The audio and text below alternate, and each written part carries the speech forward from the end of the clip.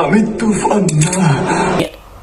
মানে আশা করেছিলাম যে আমাদের দুইজনের ছবি যদি একত্রে আসে মানুষ বেশি মজা পাবে, যে অনন্ত সাকিবের ছবি আসলে এই ছবির কোয়ালিটিটা কিভাবে মেনটেন করে, এটা একটা জানার কৌতূহল আমার।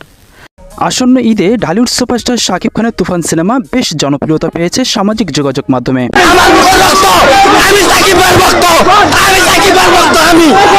শাকিবের এই তুফান সিনেমা বর্তমান সামাজিক যোগাযোগ মাধ্যমে তারকাদের আলোচনা ও সমালোচনায়। তবে বিষয়টি নিয়ে এবার আলোচনা এসেছে বাংলাদেশের অসম্ভবকে সম্ভব করা নায়ক অর্থাৎ সুপারস্টার অনন্ত জলিল। এই অভিনেতা জানিয়েছে এত অল্প বাজেটে স্বল্প সময়ের মধ্যে শাকিব তার সিনেমায় এই অসাধারণ অভিনয় কিভাবে মেনটেন করে।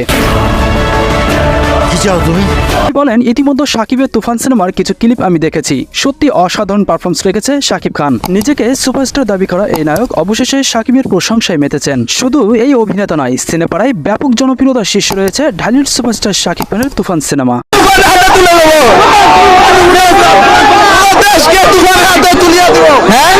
স্বল্প বাজেটের এই সিনেমা রীতিমতো পুষ্পা, কেজিএফ ও জওয়ানকে টেক্কা দেওয়ার ক্ষমতা রাখে বলে জানিয়েছে বাংলা সিনেমা প্রেমীরা।